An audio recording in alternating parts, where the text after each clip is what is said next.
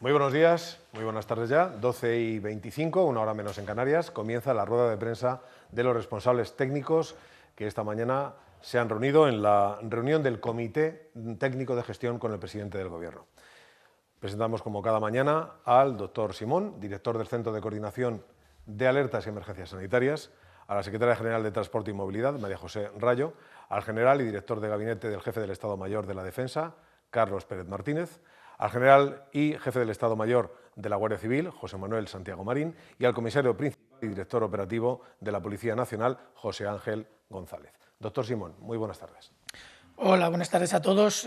Vamos, como siempre, a dar la información sobre la evolución de la epidemia.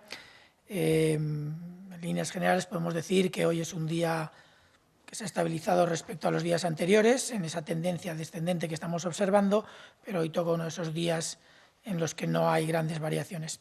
Sí que es cierto que si hacemos los análisis según los diferentes tipos de información que tenemos respecto al diagnóstico, saben que estos días estamos hablando del incremento de las pruebas de anticuerpos, de las que indican que una persona ha podido tener la enfermedad previamente sin que sea un caso activo en este momento. Las series estaban sufriendo algunas distorsiones que no eran fáciles de interpretar. Bueno, en ese sentido sí que podemos hacer una indicación de las pruebas o de las personas diagnosticadas recientemente por cada tipo de prueba que nos ayuda a entender mejor la evolución. En ese caso, de los 4.635 nuevos casos, un incremento del 2,2% respecto al día de ayer, sabemos que 3.052 son casos diagnosticados por PCR. Son los datos, son el tipo de diagnóstico más comparable a lo que veníamos haciendo las semanas anteriores, pero no del todo. También sabemos que el número de nuevos casos diagnosticados por pruebas serológicas son 1.656. La suma total hace los 4.600 y pico que les he comentado hace un momento. Obviamente, todo esto hay que interpretarlo con mucho cuidado porque, como digo, al incrementarse el uso de las pruebas serológicas, los barridos en algunos grupos poblacionales y al incrementarse sustancialmente el número de PCRs, obviamente los grupos a los que se diagnostica son diferentes. Sabíamos que íbamos a tener un incremento relativo de casos, que ha sido mucho menor del esperado, aunque tengamos un incremento muy importante en el número de pruebas, lo cual indica que la epidemia va incluso mejor de lo que pensábamos, pero lo cierto es que los datos hay que interpretarlos con más cuidado porque tenemos esa diferencia en la forma de hacer el diagnóstico. Por otro lado, si nos fijamos en los datos un poco más estables, como siempre hablamos, no del todo, pero un poco más estables, de gravedad, hospitalizados, UCIs, nos damos cuenta de que las UCIs crecen un 0,8, aproximadamente lo mismo que estábamos viendo en los días anteriores, y el número de hospitalizados crece un 1,2%. Hay pequeñas variaciones, por ejemplo, en los días anteriores había una sola comunidad autónoma que aportaba casi el 50% de los nuevos ingresados en UCI y de los nuevos hospitalizados. En este caso, esa comunidad autónoma aporta a día de hoy alrededor de un tercio de estos casos, con lo cual vamos poco a poco homogenizando las series en todas las comunidades autónomas. Además, tenemos, desgraciadamente, todavía 440 nuevos fallecidos, que si bien siguen siendo muchos más de lo que nos gustaría, todos sabemos lo que esto significa, pero sí que es cierto que a lo largo de esta semana seguimos manteniéndonos en el rango de los 400 bajos, de 400 a 440, como puede ser el día de hoy, mientras que la semana anterior estábamos en el rango de los 500 y pico. Es decir, que progresivamente incluso la serie de fallecidos, que es la que más tarda en modificarse respecto al nivel de transmisión, también vamos viendo que esas tendencias a lo largo del tiempo, si las valoramos con un poco más de perspectiva, también van bajando. Y sin decir ya más, que le voy a pasar la palabra al general Carlos Pérez del Ministerio de la Defensa. Gracias, Fernando. Buenos días. Ayer miércoles las diferentes unidades que participan en la operación Balmis mantuvieron un esfuerzo de apenas 6.000 militares, 6.046 en concreto, en un total de 217 localidades. Ayer se desinfectaron 60 residencias de mayores, 8 hospitales y 10 centros de salud. Hoy tenemos previsto actuar en 193 localidades y las principales actividades son las siguientes. En cuanto a desinfecciones, continuaremos en las instalaciones de IFEMA. Se desinfectará el Palacio de Hielo, que ha funcionado como depósito intermedio de fallecidos número 1, que, como seguramente sabrán, se clausuró ayer. También actuaremos en la Estación Marítima de Ceuta, los centros penitenciarios de Pamplona y Sevilla, las Comisarías Nacional de Policía de Tarragona y Zaragoza, dependencias de la Cruz Roja en la provincia de Cádiz, 10 hospitales en Madrid, Sevilla, Málaga, Cartagena, Granada y Huelva, 23 centros de salud y 57 residencias de mayores. En cuanto a apoyos por movimiento, estamos pasando a centrar la actividad en traslado de alimentos, principalmente apoyo a bancos de alimentos, pero ayer también se transportó agua potable en Mejorado del Campo, en Madrid, y en Valencia. Y, como digo, transporte de alimentos en el área de Cartagena y una donación para los bancos de alimentos de Granada y de Córdoba y productos de primera necesidad desde IFEMA a diversas entidades en Madrid. Es de destacar que ayer ya no fue necesario realizar ningún apoyo por transporte de fallecidos ni de enfermos entre hospitales por parte de personal de las Fuerzas Armadas, lo que, ya digo, es una buena noticia. También es una buena noticia que continuamos con el desmontaje de material en los pabellones 1, 3, 5, 7 y 10 de IFEMA. Continuamos, además, con labores de formación por parte de la UME a organismos civiles en distintas provincias, en Castellón, Jaén y luego en La Palma y Hierro. Hoy, continuando con la exposición que venimos haciendo de casos concretos de apoyo de las Fuerzas Armadas a las distintas autoridades, me gustaría exponerles un caso concreto, un ejemplo real de un procedimiento de apoyo a una administración, en este caso concreto a la Comunidad Autónoma de Aragón. La solicitud se inició este domingo por la mañana, el domingo 19 de abril. Como digo, la Comunidad Autónoma de Aragón solicitó la desinfección de una residencia de ancianos, en concreto la residencia Santa Bárbara en Zaragoza. Y realizó esta solicitud, también como es lógico, al Ministerio de Derechos Sociales y Agenda 2030. El Ministerio de Derechos Sociales estudió la solicitud, tenía la opción de acometerla con medios propios o solicitar apoyo al Ministerio de Defensa, y es esto lo que hizo. Cuando llegó al Ministerio de Defensa, esta solicitud se dirigió al Mando de Operaciones, que es lo que hacemos siempre, que es el organismo que dirige y coordina todas las actividades que está realizando en la Operación Balmis el Ministerio de Defensa. La tramitación interna en el Mando de Operaciones de este tipo de solicitudes, como llevamos ya muchas, la verdad es que es casi inmediata, es muy rápida. Y el MOPS, lo que hace el Mando de Operaciones, el MOPS, realiza un estudio en detalle de lo que hay que hacer y asigna este apoyo a uno de los mandos componentes que tiene. En este caso, decidió hacerlo a la Unidad Militar de Emergencias, que era la que mejor ubicación tenía y mejores capacidades para acometer este apoyo en concreto a la residencia Santa Bárbara. La UME, su cuartel general, asignó el mismo día, todo estamos hablando del domingo, el domingo 19, el apoyo al 4º Batallón de la Unidad de Intervención en Emergencias, que está en la base aérea de Zaragoza y tiene aproximadamente 500 militares.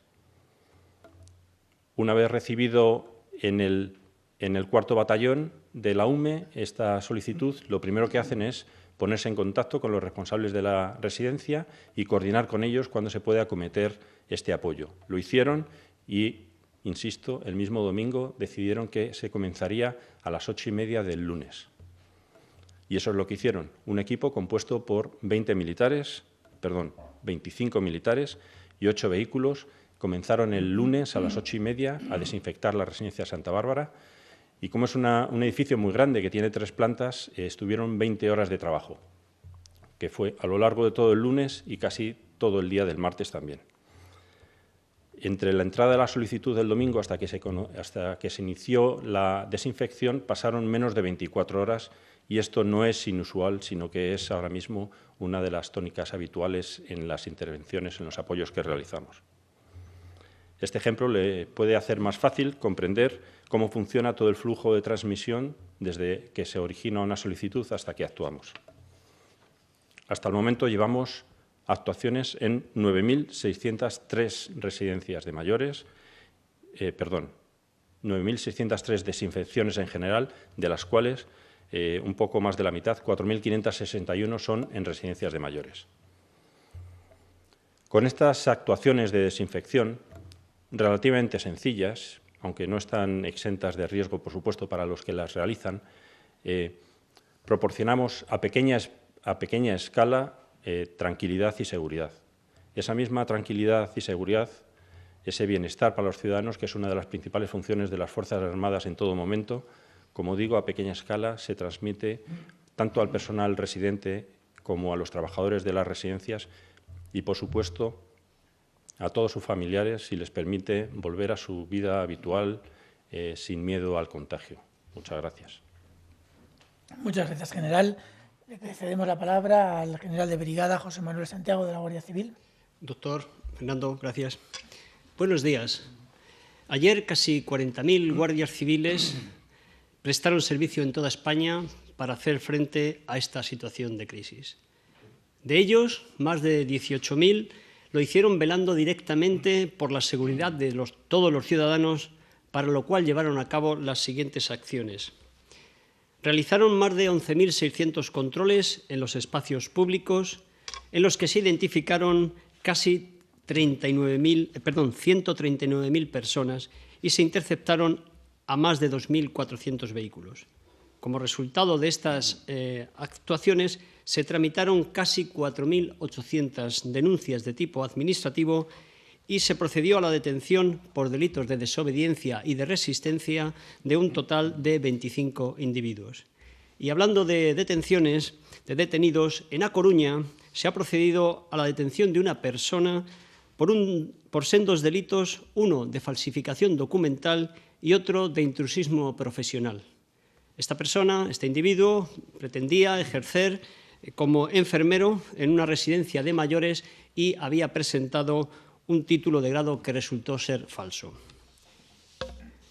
En el desarrollo de todas estas actividades que llevamos a cabo diariamente para luchar contra el COVID-19, una vez más me gustaría destacar la cooperación y la coordinación que diariamente se lleva a cabo con las policías, con los cuerpos de policía local, cuyos componentes, y remarco, están realizando una magnífica labor.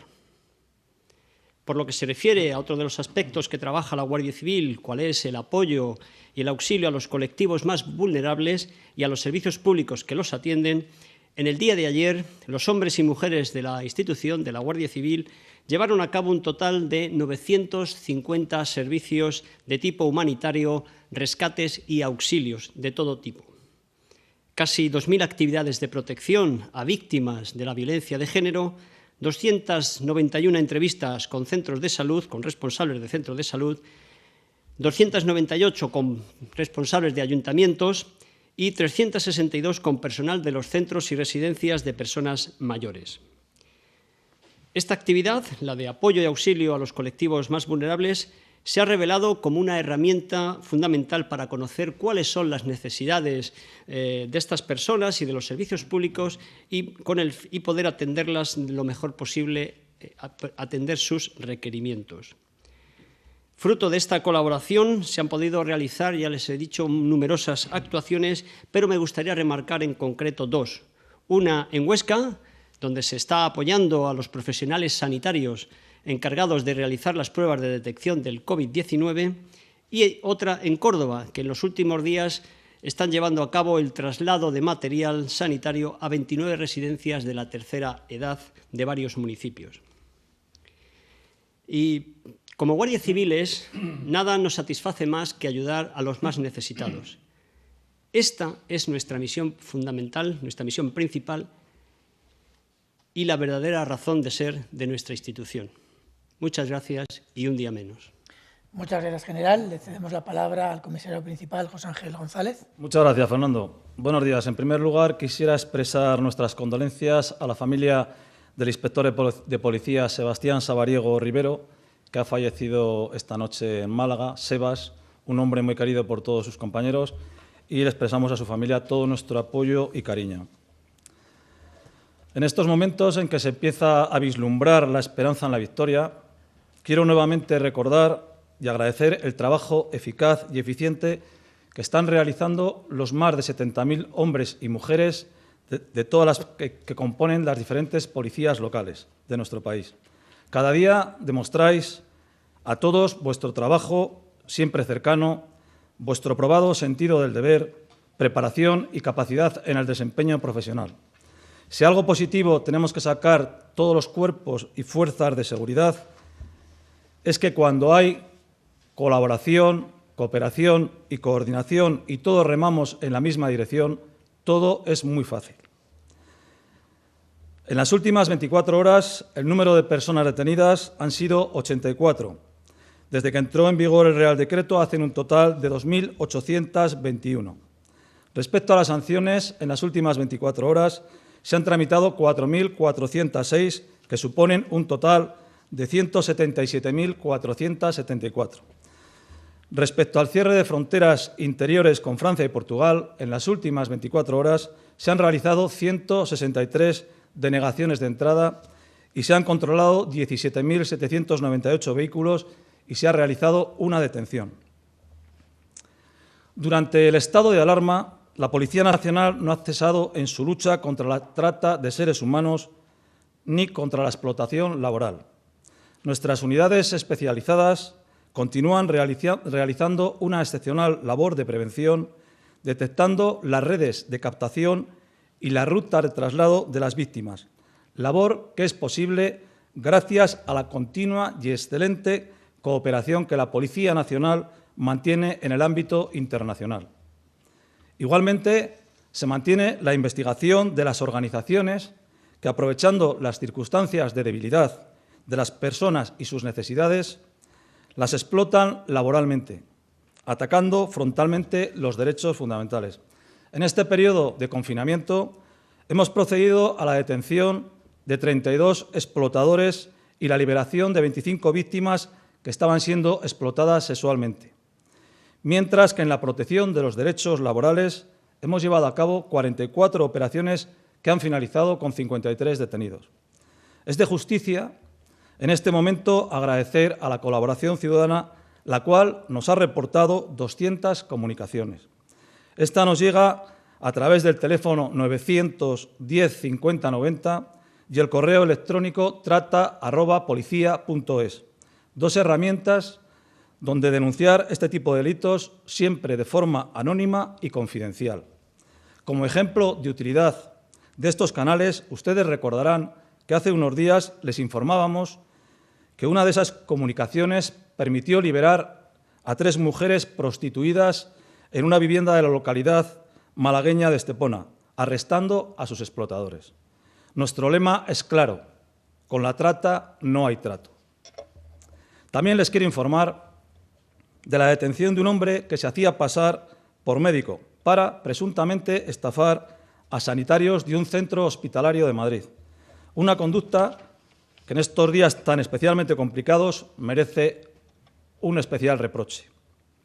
El arrestado tenía uniforme sanitario, así como una tarjeta identificativa a su nombre que le acreditaba como médico especialista del servicio de inmunología de un centro hospitalario de la capital.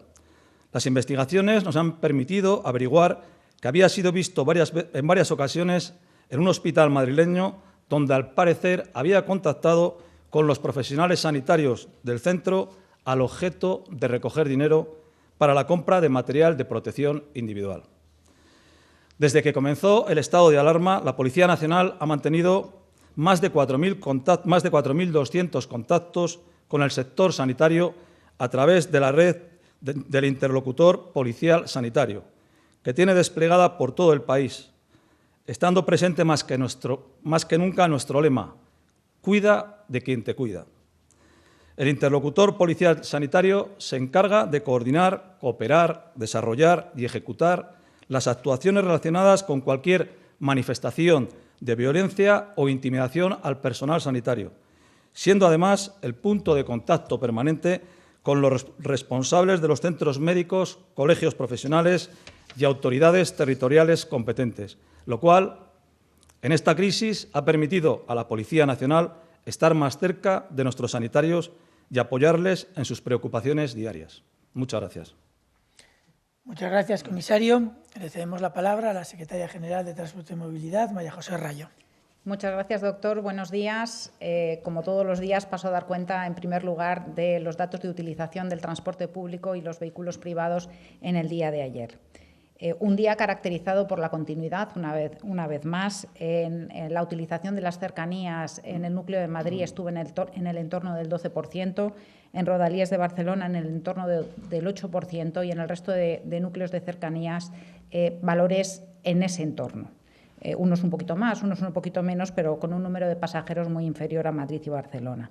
Se sigue confirmando el adelanto de la hora punta. En el punto de la red que más viajeros tiene, que es la estación de Atocha de Madrid, la hora punta prácticamente acaba a las 7:15 de la mañana, principalmente o posiblemente motivado, bueno, pues porque hay muchos sectores de la población que no están viajando, como los estudiantes, los niños que van al colegio, y eso hace que la hora de punta se adelante mucho. En los servicios comerciales de Renfe, principalmente los servicios de alta velocidad, seguimos con también niveles prácticamente equivalentes a los de días anteriores. Concretamente, ayer fueron 1.887, pero estamos siempre en una franja en el entorno entre los 1.500 y los 2.000, que repito casi cada día, que es un porcentaje que no supera el 3% de los 89.000, 90.000 pasajeros diarios que en un día equivalente del año anterior hubieran viajado. En el transporte interurbano de autobús subimos un poquito el porcentaje de utilización, estamos en el entorno de un 5%, pero son cifras que siguen siendo muy bajas. Y también continuidad en el transporte aéreo, seguimos estabilizados en el entorno de las 300 operaciones en el conjunto de los aeropuertos de AENA. Concretamente, en el día de ayer fueron 276, de las cuales 73 fueron para conectividad con las islas o movimientos entre islas. En cuanto a los vehículos ligeros, también continuidad con un poco de incremento de utilización respecto a días anteriores. Concretamente, los datos de la Dirección General de Carreteras en los accesos a Madrid y a Barcelona pues marcan niveles de utilización de un 35% en Madrid, es decir, una reducción de un 65%, o un 34% en Barcelona, es decir, una reducción de un 66%. Y en la media de los grandes núcleos urbanos de España, la Dirección General de Tráfico nos marca un nivel de utilización de un 36%. La semana pasada esta cifra estaba en el entorno de un 30%, lo que quiere decir que la gente proporcionalmente está utilizando más su vehículo privado, cuestión que es buena en estos momentos. En la red principal, en la red de autovías entre grandes capitales y en todo el territorio, el nivel de utilización también está estabilizado en el entorno del 30-31%. Y hoy podemos ver un gráfico cedido también por la Dirección General de Tráfico, en el que se registran las retenciones cada día. Estas retenciones se encuentran disponibles en el Punto Nacional de Acceso de Información de Tráfico y es claramente identificable el momento en el que comenzó el estado de alarma, e incluso son claramente identificables aquellos días que han sido o viernes o el miércoles anterior a Semana Santa y que se han producido algunos episodios de retenciones motivados por los controles exhaustivos que se llevaron a cabo esos días para evitar desplazamientos no autorizados. La verdad es que son cifras que hablan por sí mismas. En definitiva, el transporte, la movilidad, pues es que no son noticia. Estamos en cifras que se mantienen en el tiempo. Eso es muy bueno, es muestra del gran compromiso de la ciudadanía que está respetando las normas, que ha asumido perfectamente que no estamos en un momento de desescalada, todavía seguimos en la fase de desconfinamiento. Y también tenemos una infografía que muestra la evolución de esos datos de movilidad en las 5 semanas que llevamos cerradas de confinamiento. Son cifras medias en España y eso no quita que haya sitios en los que pueda haber variaciones al respecto, pero marcan esa estabilidad en ese autocontrol por parte de todos los ciudadanos. Las operaciones aéreas Ha sido progresivo el descenso y estamos ahora en niveles mínimos, equivalentes a los de la semana anterior. En vehículos ligeros estamos también en niveles de un 80% de reducción de media. Hay que tener en cuenta que los días laborables están en el entorno de un 70 y los fines de semana 95, y al final estamos hablando de datos medios. Y bueno, en definitiva, datos que reflejan una grandísima reducción de la movilidad que no se ha incrementado, cosa que vuelvo a decir que es mérito de todas las personas. En otro orden de cosas, pues informar que hoy se ha publicado una nueva orden ministerial en el Boletín Oficial del Estado para flexibilizar aquellos vuelos que son considerados esenciales, como son los vuelos de material sanitario, los vuelos de lucha contra incendios, salvamento marítimo, repatriaciones, bueno, todas aquellas actividades que son esenciales y que lo que se hace es facilitar su desarrollo en esta etapa del estado de alarma. E indicar también que el Ministerio, tal y como ya ha indicado en 2 ocasiones el Ministro de Transportes, Movilidad y Agenda Urbana, está trabajando ya en definir escenarios, en valorar medidas para esa fase de desescalado que nos gustaría que llegara lo antes posible y, en todo caso, en las próximas semanas. Y, en este sentido, ayer se celebró la primera reunión a nivel técnico con representantes de las comunidades autónomas que tienen los principales núcleos urbanos de España, para empezar a trabajar conjuntamente en la definición de ese catálogo de medidas a implementar en el transporte urbano, que va a ser el primero que se vea afectado en el caso del inicio del desescalado. Y eso es todo por mi parte. Muchas gracias. Muchas gracias, secretaria general. Bueno, la habitual reflexión que hacemos sobre la información y la evolución de la epidemia después de la presentación de todos los datos, hoy no va a ser muy larga. Estamos en un día de estabilización respecto a los días anteriores, que obviamente ya todos sabemos que hay pequeñas subidas y bajadas en esa tendencia descendente que estamos observando, y tendremos que esperar a ver cómo evolucionan los datos en los próximos días. No creo que hoy podamos aportar ninguna reflexión especialmente interesante sobre los datos de hoy, que, como digo, están marcados por esa estabilización que se espera en los descensos, pero también por esos artefactos que nos han ido introduciendo estos días, el hecho de que se te realicen muchas más pruebas y muchas más pruebas serológicas, que lo que detectan no es una infección, en algunos casos sí, pero habitualmente no detectan una infección reciente, sino probablemente un poco más, pase más atrás en el tiempo. Así que, como tampoco hay mucho más que decir, creo que podemos pasar directamente a las preguntas. Sí, vamos allá. Hay varias preguntas que se formulan sobre el estudio del Instituto Salud Carlos III. Lo hace Telemadrid, lo hace también Informativos Telecinco. Informativos Telecinco dice: ese estudio del Instituto de Salud Carlos III confirma que había transmisión comunitaria del virus en España desde mediados de febrero. ¿Cree que habría que haber modificado los criterios epidemiológicos entonces para haber iniciado las medidas de aislamiento antes de lo que se hizo? Telemadrid, en una línea similar, pregunta por este estudio. Entró el virus en España en febrero y por 15 vías distintas, no por un único paciente cero, tal y como se creía hasta ahora. ¿Qué importancia tienen estas conclusiones? Bueno, yo creo que el estudio del Instituto de Salud Carlos III es un estudio virológico muy interesante. Obviamente yo no soy virólogo, la gente sabe que mi especialidad es la epidemiología, pero sí que es cierto que este tipo de estudios se tienen que valorar siempre de acuerdo a la situación real, es decir, a la evolución epidemiológica de la enfermedad. En este caso, el Instituto de Salud Carlos III indica claramente que el virus original, que salió en principio de China, a medida que se va replicando, a medida que se va reproduciendo, tiene opciones de generar, si voy a tratar de explicar de forma sencilla cómo funciona este tema del estudio filogenético de los virus. Espero que los virólogos me perdonen si cometo algún error o si simplifico demasiado. Con cada replicación se pueden producir modificaciones en la descendencia del ADN por pequeña variabilidad, igual que de padres a hijos puede haber pequeñas variaciones en los genes.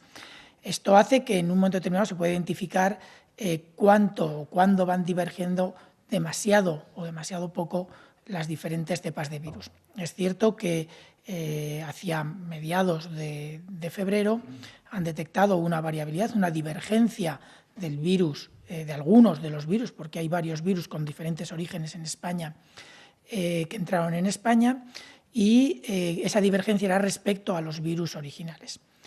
El que el virus que entró en España sea divergente a partir de un momento determinado con el virus original de China no implica que el virus tuviera que estar en España en ese momento. Puede ser que sí, puede ser que no. Podría estar en una persona que en ese momento se encontraba en cualquier otro país del mundo y que llegó a España en ese momento o más tarde. Sí que es cierto que tenemos información, porque ya lo sabíamos, de varios casos en España previos a mediados de febrero. Tenemos los casos iniciales que detectamos, uno en Canarias, otro en Baleares, que se detectaron a finales de el 31 de enero, se notificaron. Uno el 31 de enero y el otro se notificó el 9 de febrero. A partir de ahí, la siguiente notificación que se recibió en el Ministerio fue a finales de febrero, entre el 25, 26, 27 de febrero. Eso sí, con datos de personas que habían iniciado síntomas unos días antes. Si juntamos esta información de la evolución genética del virus con la información epidemiológica de la evolución de la epidemia, sí que sabemos, porque además se ha dicho en varias ocasiones, que el incremento importante en la epidemia en España en la segunda semana de marzo se debe a transmisiones e infecciones que se produjeron en la última semana de febrero. Y eso epidemiológicamente está claro por la evolución de los casos, por los periodos de incubación, por los periodos que se tarda entre que se inician síntomas, se va al médico y se diagnostica.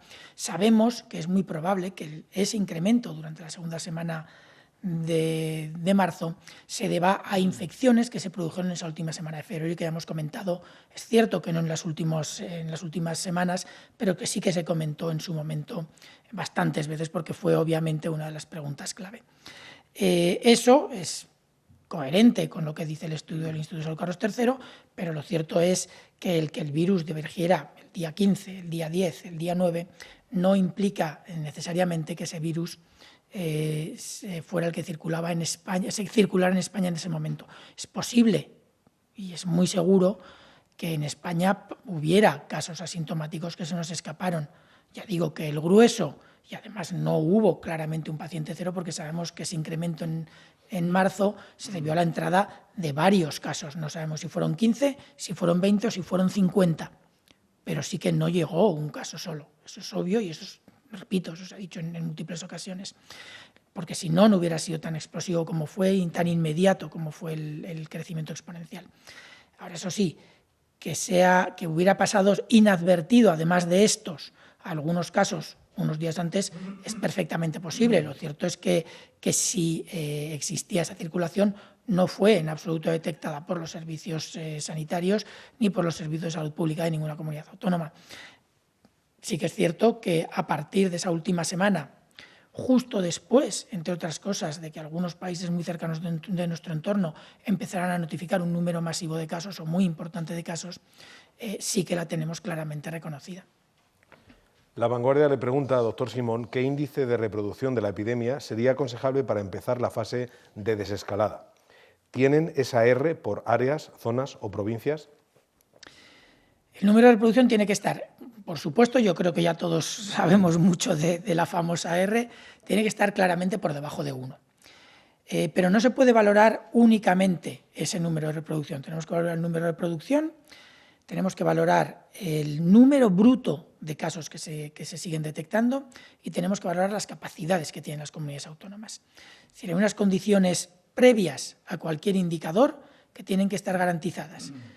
Una es que tenemos capacidad de asistencia suficiente para responder en caso de que haya incrementos nuevos, ondas nuevas, brotes epidémicos nuevos. Tenemos que tener una capacidad de obtener la información necesaria que nos permita detectar de forma muy precoz cualquier posible inicio de uno de esos brotes. Y eso es una cuestión de sistemas de información.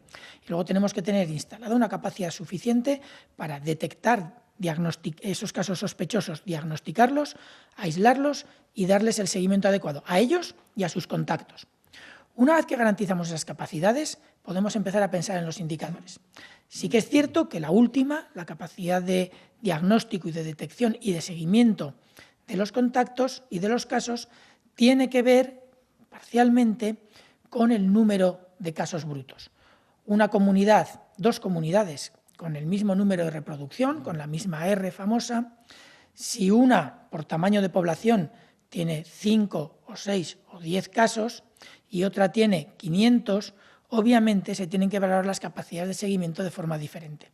No es cuestión únicamente del número de reproducción, son varias variables, varias capacidades y se tienen que valorar todas en su conjunto. Es cierto que ahora mismo la mayor parte del país tiene un número de reproducción que pueden hacernos pensar en la posibilidad de ir iniciando todo este proceso lentamente y siempre y cuando se garanticen esas capacidades previas que se tienen que garantizar. Todavía no las podemos garantizar en una gran parte del territorio y alguna de ellas en ninguna comunidad autónoma ni en ninguna provincia. Por lo tanto, tenemos ahora un periodo todavía de unos días, al menos alrededor de 2 semanas, en las que tenemos que conseguir progresivamente que todas las comunidades estén en ese punto de partida y a partir de ahí habrá que estimar los diferentes indicadores que, asociados a esas capacidades instaladas, permitan iniciar el proceso. Madrid Diario le pregunta al general Carlos Pérez Martínez. ¿La UME se está replegando o readaptando sus actuaciones vista la evolución de la pandemia? En comunidades como la madrileña, ¿tienen ya previsto cómo van a actuar en la fase de desescalada? ¿Les afectará esa desescalada? ¿Cómo? Bueno, voy a hacer una aclaración inicial que puede ser válida para las dos preguntas. La participación de las Fuerzas Armadas en esta crisis no responde a iniciativa propia, sino que nuestra principal función es la de apoyo. Nosotros apoyamos a las otras administraciones con nuestros medios. Por tanto, como he explicado hoy, hay una serie de peticiones que normalmente van a las otras administraciones y que, si ellos no las pueden acometer con medios propios, las derivan al Ministerio de Defensa. Por tanto, es cierto que estamos ahora teniendo una reducción en la participación de las Fuerzas Armadas en la Operación Balmis. De hecho, hemos tenido un pico de 8.000 militares en la calle. Ahora mismo estamos en aproximadamente 6.000. Pero eso responde a que hay menos peticiones de apoyo al Ministerio de Defensa de otras administraciones. Y me gustaría hacer una aclaración final, y es que la UME no es la única que participa y que pone medios de las Fuerzas Armadas en esta crisis. El mando de operaciones es el centro de control y coordinación de toda esta operación y al mando de operaciones se le han dado una serie de fuerzas que nosotros le llamamos mandos componentes, que son organizaciones que ponen sus medios a disposición del mando de operaciones. La UME es solo uno de estos mandos componentes. Los otros son el Ejército de Tierra, el Ejército del Aire, la Armada, la Guardia Real y la Inspección General de Sanidad de la Defensa. Y como he comentado hoy, el proceso de reducción de apoyos de las Fuerzas Armadas se va viendo muy claro. Estamos cerrando pabellones en IFEMA, no hacemos traslados de enfermos, no hacemos traslados de fallecidos y realmente lo que he dicho antes, de 8.000 hemos pasado a 6.000 personas, a 6.000 militares en la calle. Doctor Simón, hoy varios medios insisten en la pregunta relativa a las residencias y datos de las residencias. Formulo varias de las preguntas realizadas por medios como La Voz de Galicia, porque el Ministerio sigue sin publicar los datos de las residencias que le han facilitado a las comunidades. Radio Nacional, los datos de fallecimientos en residencias siguen sin ofrecerlos. ¿Hay algún problema con el análisis? Y Onda Madrid pregunta qué les parece que la Comunidad de Madrid haya decidido publicar en su web desde ayer su recuento de fallecidos, incluyendo a los muertos con sintomatología, tanto en hospitales como residencias y domicilios. Bueno, en cuanto a... me lo anoto para no olvidarme de la última parte. En cuanto a los datos, son datos que están analizando en el Ministerio de Sanidad en colaboración con el Ministerio de Derechos Sociales y Agenda 2030, y yo entiendo que los tendremos en breve. Lo cierto es que la entrada de la información ha sido progresiva. No sé si se ha cerrado ya o no. Este análisis lo lleva otra unidad con la que yo obviamente tengo relación, pero no hemos hablado en los últimos 2 o 3 días de este tema porque entiendo que en cuanto esté me llegará la información. Sí que podemos, mientras tanto, como todos los servicios epidemiológicos hacemos, sí que podemos hacer alguna estimación de otro tipo de fuentes. Hay muchas comunidades autónomas que, como mencionan de la Comunidad de Madrid, han publicado la información relativa a sus comunidades, a sus residencias de mayores. Prácticamente todas, bueno, prácticamente todas no, pero un número importante de comunidades autónomas tienen en abierto información relacionada con esto. Sabemos algunos datos a partir de esa información que pueden ser interesantes. Sabemos que obviamente no todas las comunidades autónomas, las residencias de ancianos han sido afectadas. En base a la información parcial disponible en las webs de las comunidades autónomas, sabemos que con cierta variabilidad, en algunos casos importantes, pero la mayoría de los datos que publican indican que entre el 10 y el 20% de las residencias de mayores pudieron estar afectadas con casos de COVID, el resto no, con lo cual ahora el objetivo es evitar que el virus llegue a estas otras. Sabemos que las letalidades, siendo importantes, eso lo tenemos todos claros, también tienen mucha variabilidad entre diferentes residencias y entre diferentes comunidades autónomas, y en general dependen del volumen y el número de residencias que hayan sido afectadas, y puede variar sustancialmente, incluso entre el 6 y el 20% según los informes que publican en abierto las comunidades autónomas. Lo que trata el Ministerio con este estudio, con estos datos que solicitó a las comunidades autónomas, que son datos muy básicos, muy sencillos, pero que han ido llegando progresivamente, es tratar de conseguir una visión global de todo esto. Yo espero que estén pronto, pero lo cierto es que ahora mismo no los tengo disponibles. En cuanto al recuento de fallecidos de Madrid, vamos a ver, todos sabemos que ha habido un incremento importante de fallecidos en España, eso es obvio. Todos los informes en abierto del sistema de monitorización de la mortalidad que tenemos establecido en España desde el año 2004 lo indican claramente. Ahora bien, yo creo que la interpretación de ese exceso de mortalidad no es fácil. El COVID obviamente tiene mucho que ver. Sabemos que hay un porcentaje muy importante de ese incremento de mortalidad, muy importante, debido a infecciones por coronavirus, o al menos en personas que fallecieron con infección por coronavirus, pero también sabemos que una parte, probablemente mucho menor, pero que no sabemos qué importancia puede tener, sabemos que una parte de ese exceso se ha podido deber a que el hecho de que en los hospitales hubiera un incremento de pacientes, bueno, se trataran montones de pacientes de COVID, puede haber implicado retrasos en el acceso a estos hospitales, no porque los hospitales no estuvieran disponibles, sino porque la gente ha podido ser reticente a ir, y eso ha podido implicar un incremento de letalidad por otras causas. Se me ocurren ahora ictus, infartos, que pueden haber llegado un poco más tarde y por lo tanto haber producido un incremento en la mortalidad. No lo sabemos. Tenemos estas hipótesis, tenemos estas opciones. Lo que sí que sabemos es que un cuadro en personas residentes en residencias de mayores compatible con COVID, cuando nos referimos a una sintomatología básica, es un cuadro demasiado inespecífico como para pensar que todas esas personas han fallecido por COVID. Es posible que una parte importante de ellas sí, pero no tenemos certeza. Por lo tanto, a mí no me parece mal que la Comunidad de Madrid dé esta información, siempre y cuando deje claro en sus informes los que están confirmados y sabemos que realmente han fallecido por la enfermedad, y los que estamos dando como posibles, sospechosos o hipotéticamente infectados con el coronavirus.